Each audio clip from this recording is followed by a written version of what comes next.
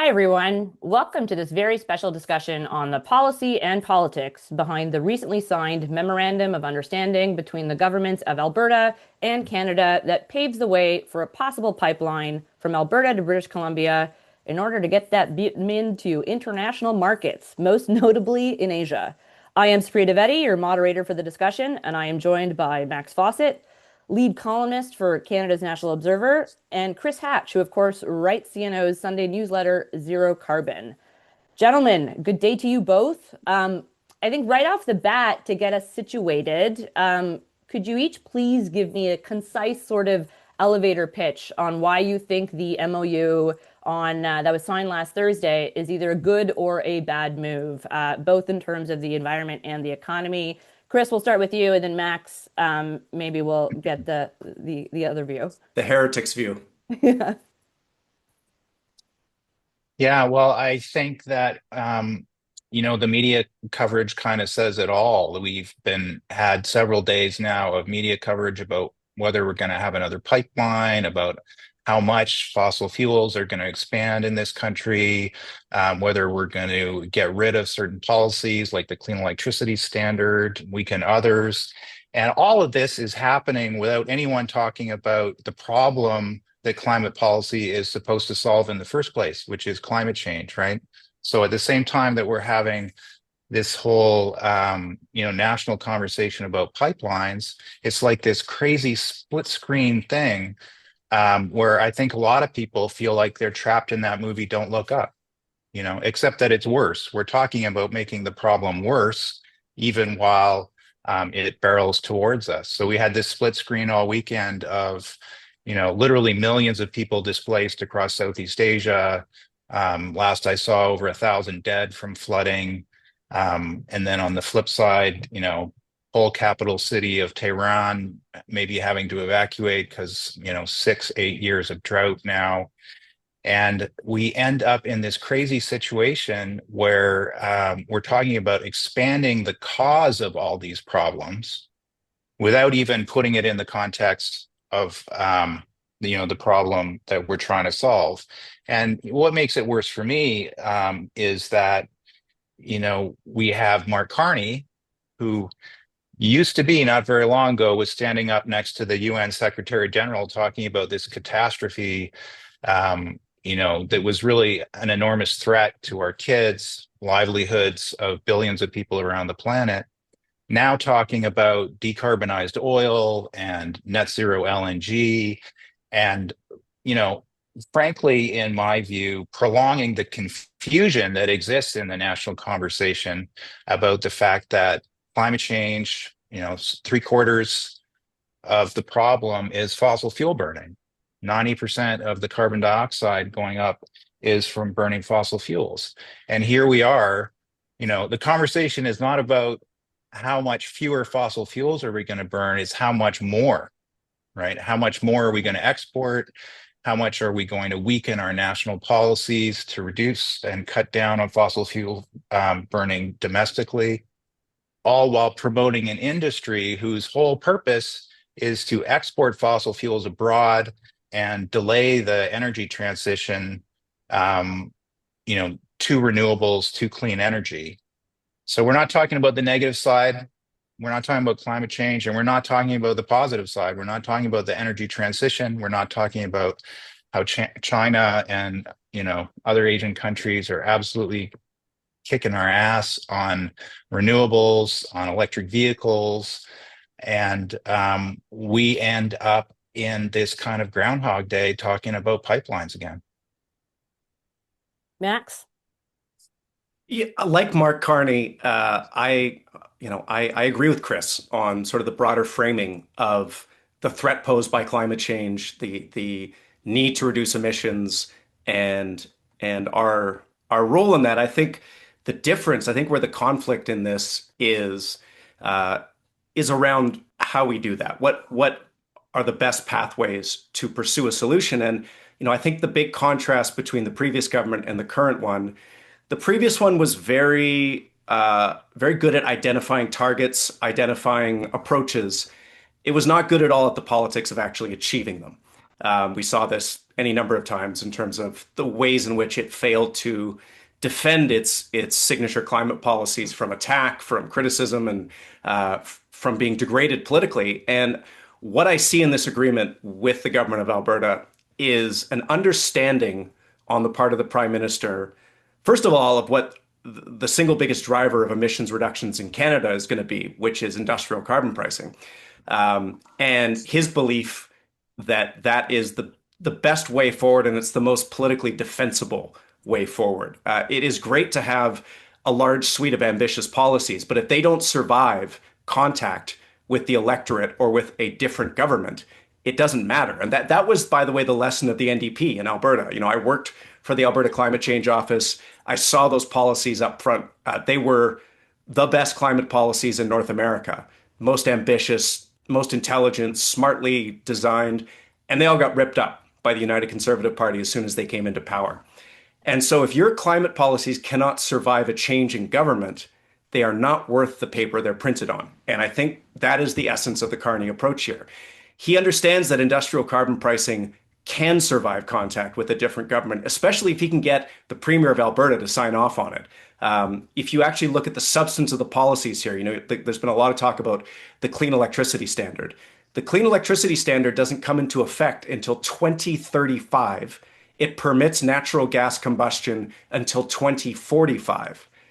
If we can get Alberta to the table and agree on a $130 per ton effective industrial carbon price, that takes effect almost immediately.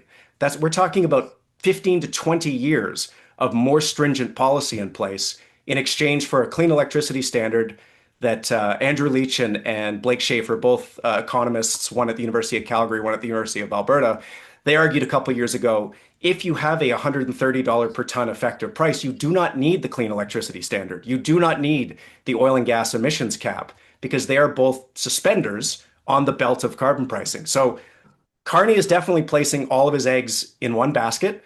I think it's a good basket. I think it's the basket most likely to survive a change in government. And look, I am more critical of Pierre Poilievre and the Conservatives than almost anyone in this country. But even I believe that you can't assume that they won't get into government forever. I think over the next 10 years, it stands to reason that they are going to win one election. And if they do, clean electricity standards gone, oil and gas emissions cap is gone. Now we've traded it for something that has a chance of surviving. Chris, I'm going to get you to jump in just a second. But for folks that are watching right now, if you do have questions for either of our panelists, just type them into the Q&A portion. A few very intrepid watchers have already done that, and I'll get to your questions. I'll pepper them throughout.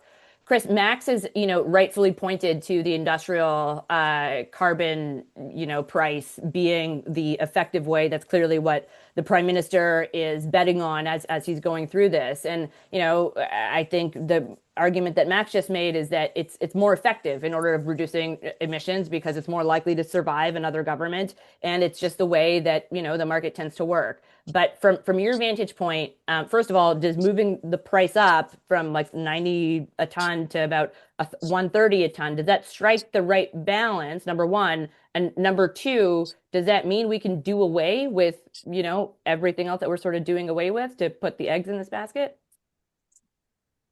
No, it doesn't at all. I mean, there's so much to unpack around the industrial carbon price because, climate policy is only good if it actually solves the problem, right? So, like the first thing I think to say on industrial pricing is this is not like the carbon price where, you pollute a certain, you pollute a ton of carbon, it costs a certain amount. This is a carbon credit trading system, right? Super complicated, the most open kind of program to being gamed by industry. And, all the little details start to matter an enormous amount. The federal plan was to raise the price to $170. They've now backtracked on that in this agreement down to $130. Just to show you how sort of squishy this kind of thing can be, like currently the Alberta government had frozen their industrial pricing below, refusing to saying they would refuse to raise it the way the feds wanted. The headline price is $95 where they froze it in Alberta. It's actually the credits themselves are trading for around $20, right? This is like a super messy, very few people even understand it, even inside the industry, way of going about things. And I think what you have to do is look at those countries that are having success at reducing their emissions and what are the policies they're putting in place, right? So industrial pricing and this kind of trading is one plank, but it has to be surrounded by, regulations on all the other sources of climate pollution. So vehicles and buildings and all of these elements that the Carney government has actually either thrown into limbo or stopped since it came into office. Max, there's a question here from one of the audience members that asks why you think Pierre Poilievre would even keep the industrial carbon price, given that he's already out here slamming it. Because quietly, industry actually likes having an industrial carbon price, especially if it's one that's designed properly. Just as an example, within the oil and gas industry, the NDP's carbon price, industrial carbon price, actually created friction between different companies. Because if you were like Synovus, that had better projects, better sort of emissions profiles, you made money on your emissions reductions. If you were a sloppy company, you lost money. And so it turned the companies against each other in a lot of respects. Some saw benefit, others didn't. And they want to keep that, especially as these companies know, they won't say it publicly, but they know and they talk about it internally that we are moving towards a carbon constrained world. We are moving towards painfully slowly, especially with the Trump administration, which has probably set us back 10 years. But we are moving towards a world where major exports are priced on their carbon intensity. And the Prime Minister has been very clear about that. It's true with steel. It's true with aluminum, other things going to Europe. Europe has a carbon trading system on imports. And they think eventually that will come around on oil and gas as well. And so there's that internal friction. There's also the external competitiveness piece. So this is a policy that they may make a little noise about, but they understand that it has value. Clean electricity standard, they will fight to the death. Oil and gas emissions cap, they will fight more or less to the death. So of all the major policies, of all the policies that have the ability to make an impact, and it escapes my name right now, but the one of the big think tanks in Canada that modeled, which climate policies had the biggest impacts in terms of reductions. More than 50% of it they modeled on the industrial price. So it's the big mover. And if you're going to bet on something, to me, that's the one to bet on.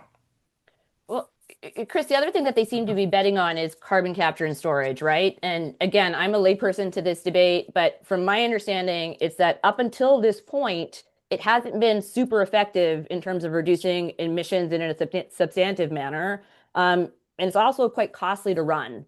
So in terms of how much we're relying on carbon capture here going forward as a way to reduce our emissions, are the Carney and Smith governments sort of overselling that aspect, or is the tech actually finally here and cheap enough to be able to employ at scale? I mean, people have been trying to make carbon capture work since the 1990s, and it's been part of Canada's plans since the 1990s to do this. Like, the important thing to understand about carbon capture is that for something like cement, where carbon gets released as an inevitable byproduct of making the thing, it might make sense, right? Because then you'd end up with cement and you'd have the carbon captured. On oil and gas, it's a totally different proposition. 80% of the climate pollution comes from burning it in a car or a factory or a furnace or whatever else. So in the very best case scenario, we're going to spend billions of dollars of taxpayer subsidies to the oil and gas industry to capture a tiny percent of the climate pollution that we're supposed to tackle. So no, I don't. I think that, this is it's so hard to come up with analogies for the oil and gas industry because it's such a powerful and ubiquitous product that is all over. But imagine if you had a company making CFCs that are creating the ozone hole, right? And they're going to say, okay, well, our factory is going to be squeaky clean and non-polluting, but we're still going to be producing the product that's eating up the ozone hole, right?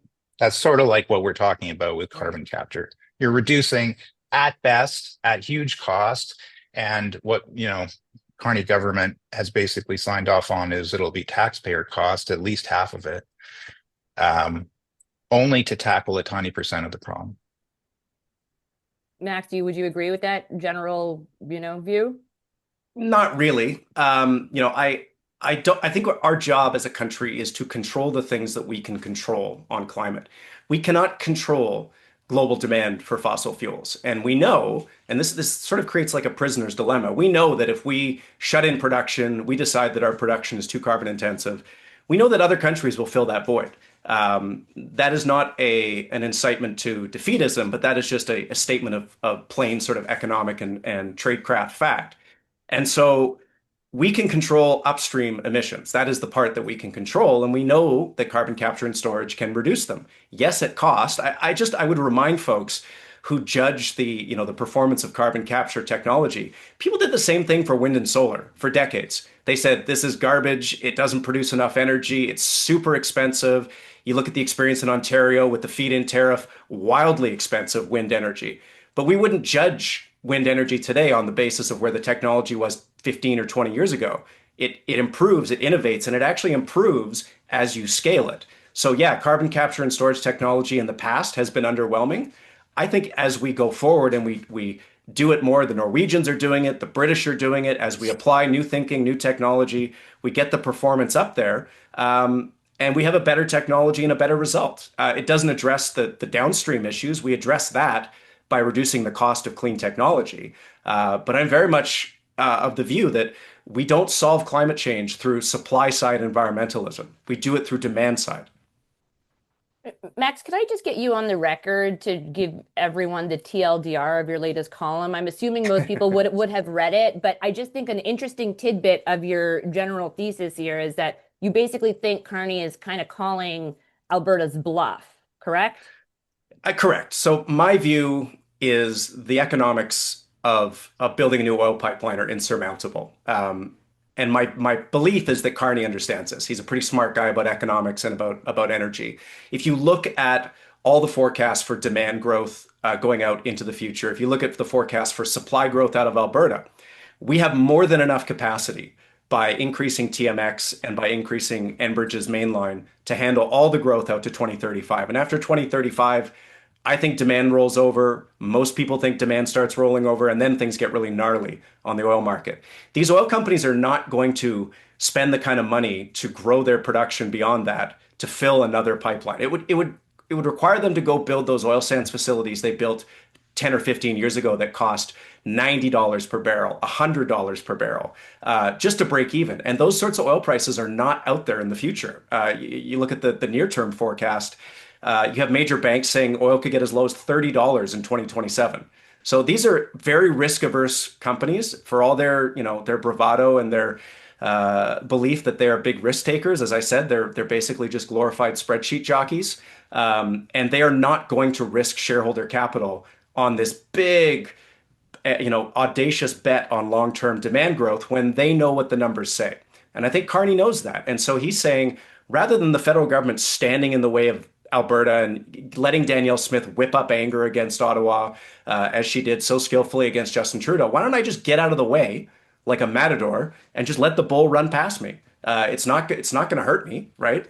They're not going to be able to put the economic case together for this pipeline. Let them punch themselves out somewhere else. Chris, are we worried for no reason? Pipeline's not going to happen. You heard it from Max. There's no economic case.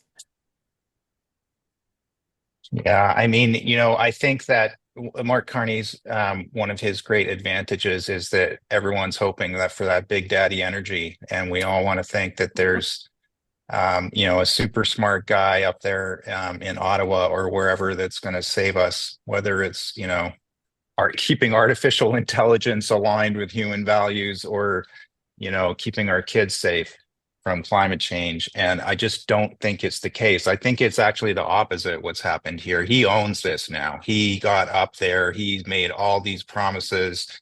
for one or more pipelines. It's going to happen, he told the big banking crowd in Ottawa. Um, he went up to the Chamber of Commerce in Calgary. It's going to happen.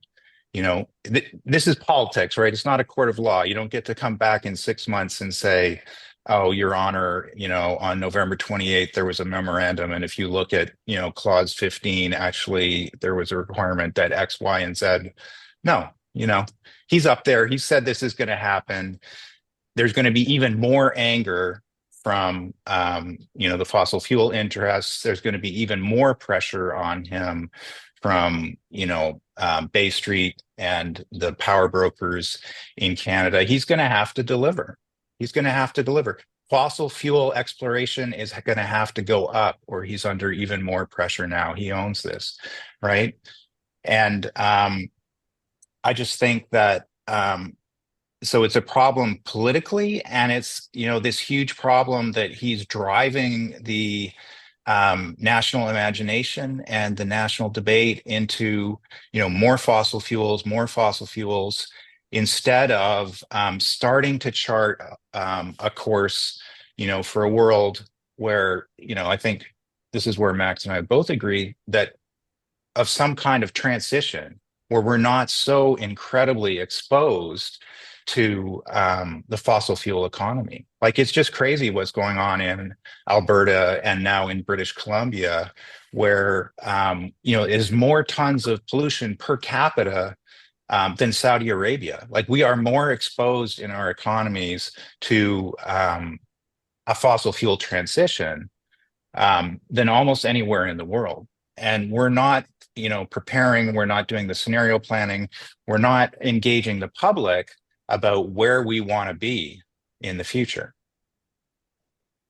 Max, Chris brings up a good point of, and I'm paraphrasing here, Chris, but basically that there's a ton of political capital that's been burned essentially to some degree, and that there are a lot of moving parts, right? You've got the liberal BC MPs who aren't all anti-pipeline, it should be pointed out, but, a good chunk of them are. You've got the British Columbia government, somewhat ambivalent. You've got liberal Quebec MPs that may or may not be super jazzed about this. You've got coastal First Nations. So, I mean, how does the PM go about, I guess, keeping everyone on the same-ish page? Or is this about telling some people they have to, essentially STFU while we get on board with his agenda? I think I disagree with Chris about the idea that he owns this. I think Danielle Smith owns this. The onus is very clearly on her to deliver the conditions for this pipeline that she wants to get built. It's on her to do the reconciliation work. It's on her to meet and convince David Eby. It's on her to bring forward a private sector proponent. It's on her to get it all together within basically less than a year. And if that doesn't happen, I am sure that she would try to blame Ottawa in some way, but I don't think that's going to stick outside of some pretty conservative spaces. As to the broader politics of it, I don't think we're going to know how this shakes out until we go to the polls again. But for every, climate concerned voter in BC and Quebec, there's also, I would suggest, 5 or 6 economy concerned voters in Ontario and Alberta who look at this and go, okay, this guy really kind of takes the mandate to build, the mandate to grow, the mandate to, fight back against the Americans pretty seriously. And I don't think we know how that's going to shake out, especially when, right now climate folks are mad as hell and they're not going to take it anymore. But when it comes time for the next election, the same ballot calculus is going to be there. Do you want a conservative government, or do you want Mark Carney, who clearly understands this stuff, cares about climate policy, maybe not to the extent or degree that you would like him to, but far more than the other guy? If that is your ballot question, how are you going to vote? I'm not sure that it changes all that much. So I guess we just have to wait and see where that lands. Chris, let's get into tanker ban stuff here, because a lot of, from what I'm hearing from folks in British Columbia, quite rightfully, is pointing out that if you're going to move forward with the pipeline, it basically necessarily means we're lifting the tanker ban. And a lot of folks that are on the pro-pipeline side of the debate will point to the fact that the, first the moratorium and then the outright, codification into law is based on outdated technology, outdated navigational routes, et cetera, et cetera. What do you say to that argument? You're asking about the tanker ban or the broader I mean, both. I mean, national emissions strategy? the I mean, tanker because I ban, think I one of guess. the Yeah. okay, well, let me come to the tanker ban, but let's come to there from the national emissions because I think what we haven't talked about yet is is any of this getting us where we need to go, right? And where are we in terms of Canada's climate pollution right now? And the important thing to realize is that we've barely even begun to cut climate pollution, right? We are per capita one of the biggest polluters in the world. We've maybe reduced that by 6% in the last 10 years. And last year, climate pollution went up. Even more concerning, the people that do these analyses say it's poised to keep going up. And that's even before all of the rollbacks we've seen in the budget and promises of new fossil fuel production, right? So that to me, is then the context for talking about a new pipeline to the West Coast. You're wondering specifically about the tanker ban. I mean, I'm a West Coast kid, so you're asking the wrong person. It's already like a sword through my heart that we're turning Vancouver into a significant oil port, right? And as I read this MOU, it's going to be an even bigger one because they're going to expand the expansion on Trans Mountain. On the North Coast, you know, there's no question that it's super dangerous waters, right? I mean, my son, the last few seasons has been commercial salmon fishing up in Hecate Strait and Dixon Entrance. The fishermen will tell you this is a very bad idea. The First Nations are so opposed in part because, it was a First Nations community that had to go out and rescue everyone off, that big passenger and vehicle ferry that sank right, in the passage that you would have to take to get out of Kitimat, right? Um, whether it can be made safe to me is really the secondary question to the main question here is the coastal First Nations don't want it, right? They had been fighting for like 50 years to keep oil traffic off that coast. And, we have hammered the oceans, right? You just think about those old black and white pictures of the kind of salmon we used to catch, right? You think of the clear cutting that's gone on in their traditional territories. And so finally, a few years ago, we made what was a pretty significant move for reconciliation on the coast, which is to say, okay, Ottawa said, the government said, okay, we will put this in writing. You will not have to fight tankers off the coast, right? In writing, it's done. Serious act of reconciliation. A few years later, here we are talking about making exemptions. Like, I just feel like this is exactly the kind of moving the goalposts back and back, cutting the loaf in half and then cutting it in half again and then cutting in half again. The tanker ban, the fact that we're talking about a new pipeline to the coast in the middle of a climate emergency is just crazy, on its face to me. Max, do you have a response to that?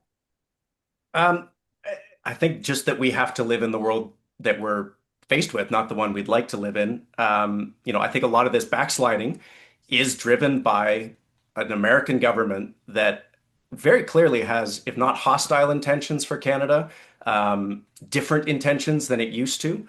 And it is kind of our responsibility, our job to make sure that we are as safe and secure from that kind of quasi-imperialist interest as possible.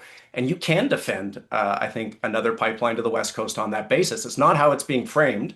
And so it's one of the reasons why I don't support it and I don't think it's going to happen. But, if you wanted to reroute some of Canada's oil exports away from the United States and towards global markets on the basis of national security and national sovereignty concerns, I could buy that. I really do wish we lived in a world where the American government cared deeply about climate policy and put policies in place to support that. But it doesn't. And we have to play the hand we're being dealt here. I just want to circle back on something really quickly. We were talking about, Chris was talking about how, it feels like we're going in the wrong direction. Uh, it's important to note that like while there's all this talk about oil pipelines and fossil fuel, Carney is putting these policies in place that are allowing and encouraging the electrification of our economy. He doesn't talk about it as much, but you look even in the MOU, there was a provision for an expanded intertie with British Columbia. Now it was described as being for reducing the energy intensity of oil and gas, of AI centers, agriculture, weirdly. But you put that intertie in place, connecting BC's hydro with Alberta's wind and solar. That is a piece of infrastructure that will be there forever. And it empowers and it enables more renewable energy in Alberta. He's also he put tax credits in the recent budget that allow or make it cheaper to build more transmission infrastructure. You now have agreements between Manitoba and Ontario. You can see him starting to piece together a national electricity grid. He's not talking about it as much. He's actually just doing it. And I would actually prefer that my government do the things than just talk about the things. Yeah, yeah, that's fair. I'm going to throw it back to Ramneet in just a second. But one thing that popped up here from the audience questions, Max, is why didn't Carney require that Premier Smith lift her moratorium on solar and wind energy projects? I, it's a good question. It was Are you something not in his head? You're not in the Prime I'm not. Minister's head? I'm not physically in his head Okay. right now. Literally, I can't see his thoughts. But I recommended that in a column I wrote. I think that that would have been an interesting negotiating point. I suspect it was because they knew the announcement would come before the UCP convention. They knew that that would be wildly provocative because Daniel Smith's base has decided, for whatever reason, that windmills are communism and solar panels are, the devil's work. And I just don't think he could go there. I think there might be wiggle room going forward on that front. But the most important part there, if you want more wind and solar in Alberta, you have to build that intertie with BC because it profoundly changes the economics of especially wind in Alberta. And so that part he's doing, maybe the other part comes later. Chris, before Ramneet takes us back to an appeal to the audience, do you think that would have been an easy win for Carney? Asking Smith to lift the moratorium? I think it would be very difficult to try and get into provincial politics, but I think what it shows is how nuts it is to be weakening the clean electricity standard, or not weakening it, saying that it won't apply anymore Yeah.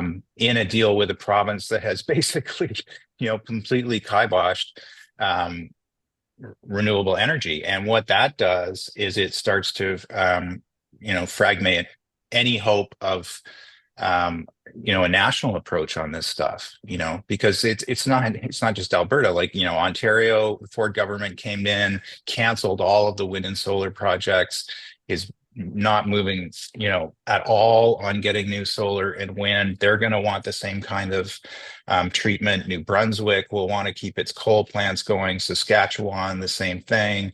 And, we end up in this race to the bottom. This sort of marked out by this moratorium. And, Max brings up the very good point of all these artificial intelligence data centers. Like, we have been in a situation where demand for electricity was pretty flat for the last few decades. And so the project was going to be to build more clean energy and electrify vehicles and buildings and all of that. And now we're actually entering a new world where it's this headlong rush for data centers and new demands for electricity, which makes the whole project even harder, right? Because then you're building new electricity generation just to supply new demand, not to convert, the existing pollution sources that we have in our vehicles and factories to clean electricity. So all the more important to me that you don't scrap these kind of regulations that just went out the window in the MOU and in the budget, and the various other moves like getting rid of the vehicle standards that the Carney government threw into limbo a couple of months back. We're going to pick up this conversation in just a moment, but Ramneet, going to throw to you here for a sec. Thanks, Supriya, and thank you, Max and Chris, for such wonderful insights. For those of you who may have missed me at the beginning of our debate, I'm Ramneet. You've probably heard of me when you're subscribing or the person that's helping you out on the support side of things. But today, I'm hoping you can help us. Today marks the launch of our year-end fundraiser to raise $250,000 for the Climate Solutions Reporting Project. The kind of informed debate we're having right now is only possible because of you. Our subscribers, our donors fund this work, and right now we need your help. If you're finding value in today's conversation, please, please, please consider contributing to nationalobserver.com/donate. Thank you. Thanks, Ramneet. A bunch of really good audience questions coming in, so I'm going to throw them to both of you. One that keeps sort of getting repeated, and I'm paraphrasing here, but it's basically like, WTF, don't we have TMX? Isn't it running at full capacity? Do we really need another pipeline? I mean, the fact that it's running at full capacity speaks to the fact that we might need another pipeline. Like the argument has always been around TMX from certain critics of it that, oh, it's not full, it's not operating. Why do we need another pipeline if TMX isn't full? Well, guess what, folks? It's running at 90% right now. So again, we can't control global demand for oil. It's just not in our capacity. So we have a choice. We can either choose to meet it, collect the money from it, invest that in other things, whatever it might be, healthcare for seniors, you name it, or we can decline to provide that supply and meet that demand. Someone else will do that for us. They'll get the revenue and they get to make their own set of choices. It is an unpleasant, I guess, reality, but it is the one we're dealt with. You know, we can't pretend that if we don't provide fossil fuels, the world will stop consuming them. We have to focus on the demand side, driving down the cost of renewable technology, driving up the demand for renewable technology. That is how the transition speeds up. Chris, a question here for you, and it's come up a couple of times, but it's basically, COP more or less ended pretty recently. In terms of your vantage point, what did or didn't happen there that should have happened? And is that relevant right now to how Canada moves forward on the climate change file more generally? Yeah, well, I mean, it was pretty telling. It was pretty dismal COP for Canada. For the first time in a decade, we were held up as one of the biggest obstructionists in terms of moving climate policy forward internationally, given an award by the climate groups that attend COP, the COP Fossil of the Day, it's called, and also called out for backsliding on our domestic commitments. So we were downgraded by the international trackers to highly insufficient in terms of our domestic policies, even before we start talking about oil and gas, like the stuff Max was just talking about. One of the interesting things about COP was that there were actually, I think, 90 countries that came together demanding that the UN start negotiating a work plan to phase out fossil fuels. And it got kiboshed by Saudi Arabia and a few other countries. What was really noticeable about it is Canada was nowhere to be. Like, Canada did not support it. The policies are going backwards at home in the estimation of the international community, and we are not helpful in terms of moving the global framework forward. The one useful thing that did come out of COP is that basically a breakaway set of countries formed that are going to go on to start laying out a roadmap for getting off fossil fuels, right? And they include countries that are pretty significant comparables for Canada, like Australia, which is a huge fossil fuel, especially gas exporter into Asia, and who recognized, that yes, there's an existing context that we have to work in, and also these products are now measured in bodies and deaths per barrel, and we need a trajectory to get off them. And so you had even large exporting countries like Australia in the rich world, Colombia, which is a major coal exporting country, is going to host this next meeting to start developing a roadmap. So that's really, to me, that was the biggest takeaway out of COP, is that there is now, like 90 countries, 80 countries wanting a roadmap off fossil fuels. You're talking about half the countries in the world, half the countries that have signed up, to global climate conventions, that are trying to break the stranglehold that the fossil fuel industry, through countries like Saudi Arabia, now the Trump administration, sadly Canada, have had on the global trajectory of energy. Max, one of these questions in the audience, I'm going to point to you.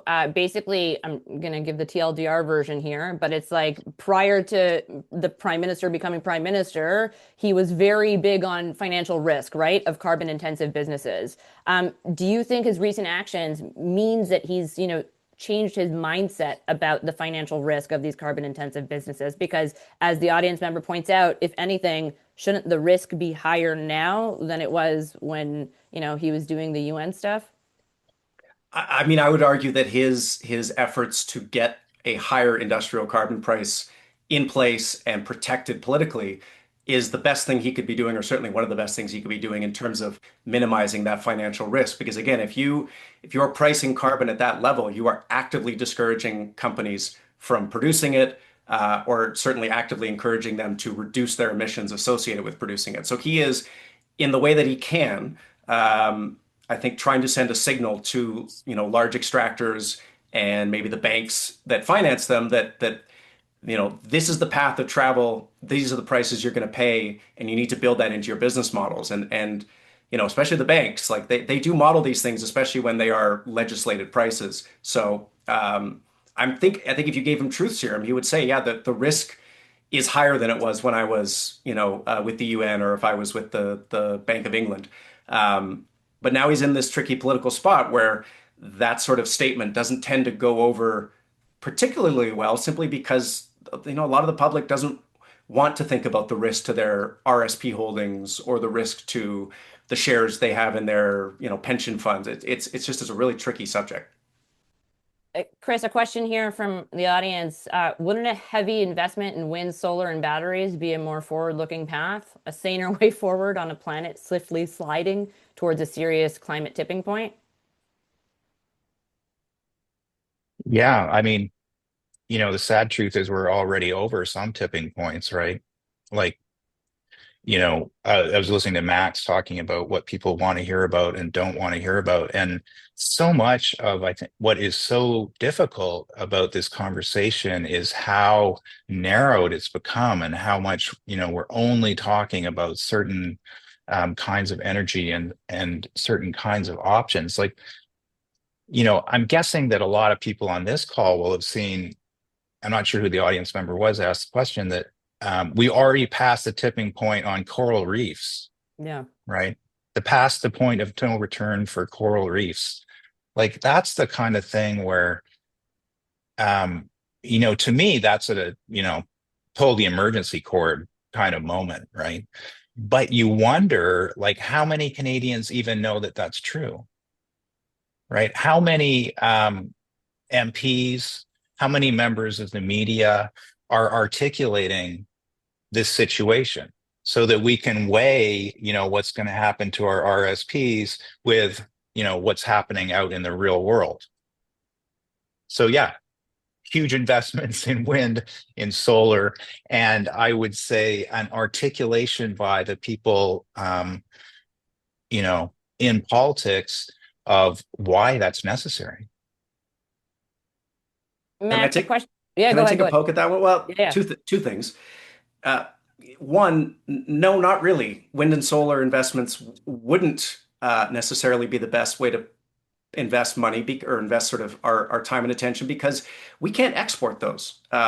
China has the market locked down when it comes to renewable technology, and we can't export wind and solar unless we're using it to make ammonia or hydrogen, and that's just wildly expensive and uncompetitive. Whereas oil and gas, for now, we're good at it. We know how to do it, and it creates exports that we can sell. We get international currency. We use that for any number of purposes. Like there is a hard-headed economic side to this that we cannot afford to ignore. Maybe some of us can afford to ignore it, but certainly politicians can't, and the people who have to balance budgets can't. Um, the other side, or the other sort of thing that pops into my head there is, I think one of the mistakes that climate folks have made, and I suppose I include myself in that, but is an assumption that, and this is going to hurt some people's feelings, but it's an assumption that the broad public cares deeply about the future. It does not. The public heavily discounts the future, their own children's futures, their grandchildren's futures, in exchange for what is good for them in the near term. We've seen this time and time again. If you ask people to choose between something that's good for them tomorrow and something that's really good for their kids in 40 years, they'll take the thing tomorrow. And I think that when we're designing climate policy and we're designing politics around it, we have to center that in our thinking, because if we don't, we're going to keep making the same mistake of assuming people care more about sort of the long-term well-being of society than they really do. Well, let me ask you this, because I've heard you, make the case that in terms of the prime minister going about this MOU, it's, because he's concerned about the economy, and that makes perfect sense that the economists would be concerned about the economy. But if you are a regular, everyday, average Canadian, how does the prime minister or the government of Canada or the government of Alberta go about connecting the possibility of a pipeline to people's everyday affordability concerns? Because it seems to me that economic benefits of a pipeline would also be, if it were to come to fruition, it would come not tomorrow, not next year, but, maybe a decade from now. And that's also hard to get voters on side with that if it's not going to bring down, the cost of everyday goods. You want me to take a poke at it first? Yeah, please. So in Alberta, it's easy. It's stupid because pipelines are a proxy for all good things, right? If we have more pipelines, everything will be better. And we know that's not true. We know if you look at the economic data, the oil and gas industry has become much more automated. There's much more technology, far fewer people involved in it. And that's true in Texas. It's true in Norway. It's true here.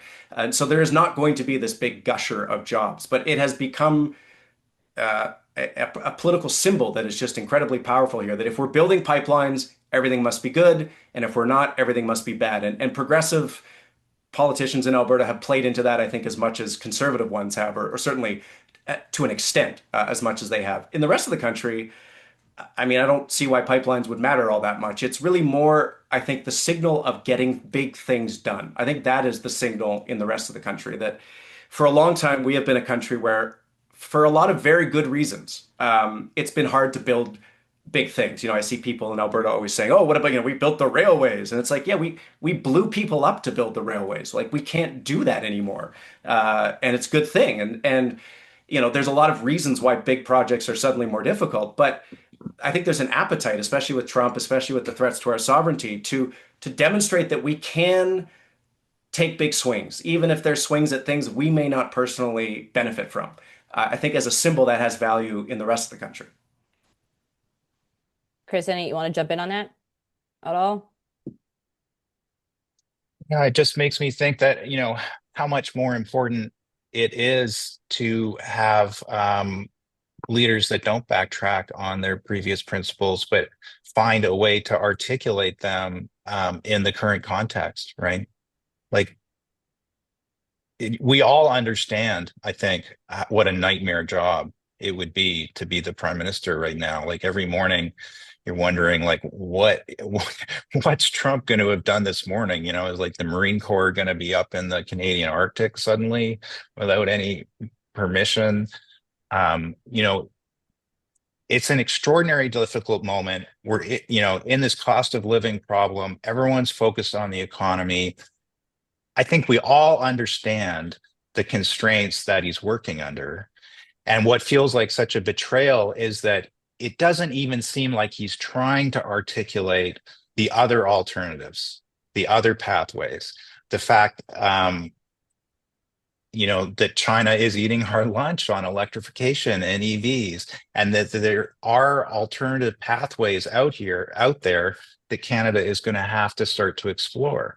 And instead, actually confusing the debate, by continuing to say, we can get to net zero and expand oil and gas and fossil fuel production. We can get to net zero and add new gas plants to have fossil gas production of electricity. We would all, I think, understand if he was saying, here are the compromises we're going to have to make, and here are the things we're going to try to do. But there's that other side of it that's just not out there right now. Max, there's another really smart question from the audience that's asking, in terms of the interties or the grid interlink, if Alberta, and this is, I'm quoting the audience member here, if Alberta goes hog wild on AI, I think they mean like data centers, is it really in British Columbia's interest to actually join up? Because does that mean the ratepayers in BC are going to have to pay a heftier price? No, because it'll mean that BC can sell electricity across the border as it sees fit and as is advantageous to BC Hydro. It wouldn't be compelled to. It's still a market, and so a lot of those AI projects that Alberta wants to go hog wild for, they're being required to provide their own electricity. So that may not even tap into the grid. It would really be more the case of when wind is cheap in Alberta, BC Hydro could buy it. And when the wind is down, BC Hydro could sell back to Alberta, right? And that way you help basically firm the wind up, make it more economic, and give BC access to more low cost electricity when the wind is blowing super hard in Alberta. It should be a win-win. Whether it works out that way is, devil's in the details. But I know that an intertie with BC has been something that the folks in the climate space in Alberta have been dying for over a decade now. Chris, this is a question for you coming from the audience. Not only do the First Nations oppose the tankers, but it's my understanding that insurance companies won't insure them. Do they then sail through without insurance? Do you know if that's correct or not? I can't imagine anybody sailing without insurance. No, I can't either. I don't know. I just don't know the answer to insurance on oil tankers. Sorry. No, that makes sense. I don't know. Yeah, I have a question. Yeah, go ahead, Max. So I just want to circle back annoyingly to the clean electricity regulator, or the clean electricity standard, just to make a point. I think what matters, and I said this before, so I guess I'll say it again. What matters to me, to other people maybe not, to me is what does the government do, not what it says. What does it do? And there are, as of 2023, 53 megatons of carbon dioxide emissions associated with electricity production in the entire country. So that's Canada-wide. Most of it is in Alberta and Saskatchewan. With a $130 per ton carbon price, you get 50 megatons of industrial reductions in Alberta alone. So having the industrial carbon price in Alberta alone almost offsets the entire country's electricity-related emissions. So that is a thing of substance that is proceeding. We can talk about how the Carney government is abandoning climate policies, but what they're doing is they're pursuing climate policies that actually work better. That should be a litmus test for us. Maybe not the litmus test, but it should be a litmus test. I'm going to ask you gentlemen each a last question here because we're on the tight end of time. But I wanted to, and it's been referenced in the audience comments and questions throughout, but the Trudeau Liberals bought a pipeline, now profitable. As we all know, this led to Trudeau mania and a crushing red wave in Alberta. Yeah, exactly. I am, of course, kidding. The opposite is true. The government under Trudeau that bought a pipeline ended up losing a ton of street cred, right? With environmentalists, with other stakeholders, with NGOs, climate conscious voters, you name it. And it didn't exactly improve relations with Alberta, nor did it improve national unity. So Max, I'll start with you, and then Chris, you can end. But I mean, what do you think is different this time around with Mark Carney at the helm? Sure. I've seen this. There's sort of like a revisionist history out there, and I don't think it's on purpose. I think it's just because a lot of folks don't live in Alberta, haven't lived this sort of stuff day to day. I kind of did. And so I just want to go through the timeline to sort of make a point here. So it wasn't the federal government that sort of sat down with Alberta and said, let's make a grand bargain. Alberta actually came out and brought in the Climate Leadership Plan in 2015. They led the way, the NDP government. They brought in all of these very ambitious policies. The federal government kind of said, "Ooh, we like those. Let's do those nationally," and followed suit a couple years later. Then you had, Kinder Morgan bail on the pipeline, the Fed step up and buy it. And then when the Federal Court of Appeals overturned the approval, the Notley government actually threatened to pull out of the federal climate plan, saying, if you don't get this fixed for us, we're done with climate policy. So it's not like there was this sort of pipelines for climate policy clean deal that was negotiated. It was a lot more complicated than that. And again, it was with an NDP government. They did not do the deal with a conservative government. And so the fundamental difference here is that you are binding the hands of the party most likely to buck and run on climate policy. It is not a particularly amazing accomplishment to get the Alberta NDP to agree to climate policy. I hate to say it. It's a credit to them, but it is not a win for the federal Liberals. Getting the United Conservative Party to agree to it, if the details flesh out when we see them next year in the agreement with Alberta, if they can get the UCP to agree to $130 a ton, that is a huge win because they were never going to go there on their own. So that's the key difference there. So just really quickly before Chris jumps in, but if they don't get to that 130 benchmark price, because this has already now been floated by the chief of staff to Premier Smith, that the 130 isn't a floor. It's like they may agree to it on April 1st, but that's where the start of the negotiations. Does that change your outlook? It does. I mean, I need to see what they actually agree to. But, Rob Anderson messaging his online supporters before a party convention, I would not take the man, forget about face value. I wouldn't take him at foot value. So, I wouldn't put too much stock in what he tweeted. Fair. Chris, last word to you. Well, I think Carney has loosed the monsters across the land with this one. We're going to be arguing about pipelines and expanding fossil fuel production for years, I think. And, it was unnecessary. There were other pathways he could have taken. He's, as I was saying, I think going to wear this and going to have to live up to it. He's promised one or more pipelines. He's promised an expansion of data centers.